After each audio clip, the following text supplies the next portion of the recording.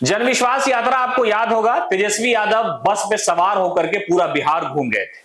लोकसभा चुनाव से पहले अपने नेताओं को, कार्यकर्ताओं को कहा था कि विश्वासघात हुआ है जनविश्वास के साथ और यह मौका था मुख्यमंत्री नीतीश कुमार के पलट जाने का, भारतीय जनता पार्टी के साथ सरकार बना लेने के बाद का। लेकिन अब तेजस्वी प्रसाद यादव लोकसभा चुनाव के परिणाम के बाद एक बार फिर से पूरे बिहार की यात्रा पर निकलने वाले हैं।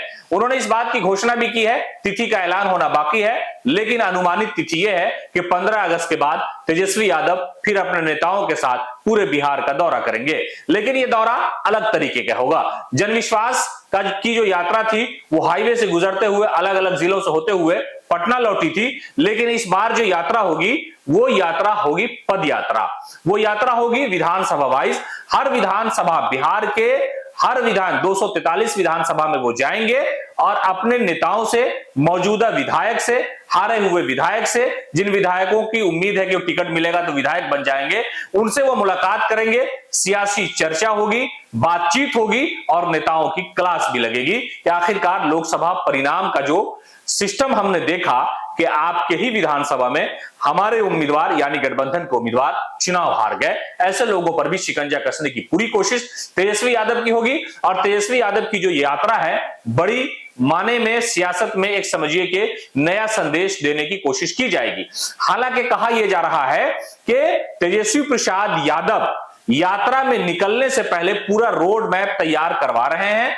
अपने उनके जो बड़े नेता हैं, जो करीबी नेता हैं, उनके सामने ये प्रपोजल रखा गया है, रोड मैप तैयार किया जाए, यात्रा की शुरुआत कहां से होगी, किन किन इलाकों से गुजरेगी। और ये एक सबसे बड़ा टारगेट है राष्ट्रीय जनता दल का और तेजस्वी यादव का खास तौर से।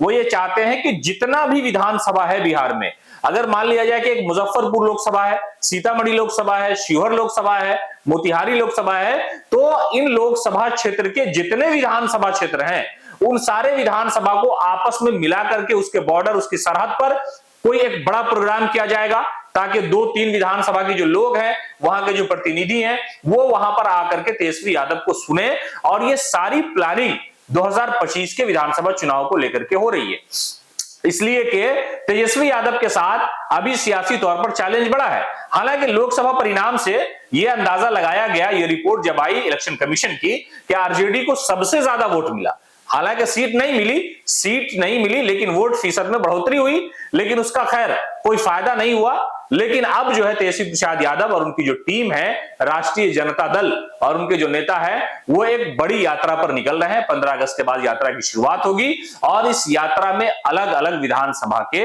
अलग अलग जगहों पर पदयात्रा और वहां पर नेताओं से, कार्यकर्ताओं से मुलाकात होगी। और वही नारा कि भाई हमने आपके लिए इतना काम किया, 19 महीने 17 महीने की जो सरकार थी वो 17 साल की सरकार नहीं कर पाई, हमने रोजगार दिया, हमने लॉ एंड ऑर्डर व्यवस्था को ठीक किया, हेल्थ को ठीक किया, ये सारी चीजें मतलब तेजस्वी यादव लोगों के दरमियान जाकर के कहने वाले हैं। तो यात्रा को लेकर के एक बड़ा रोड मैप तैयार किया जा रहा है और तेजस्वी यादव 15 तारीख के बाद यानी 15 अगस्त के बाद जल्द ही पूरे बिहार के दौरे पर होंगे।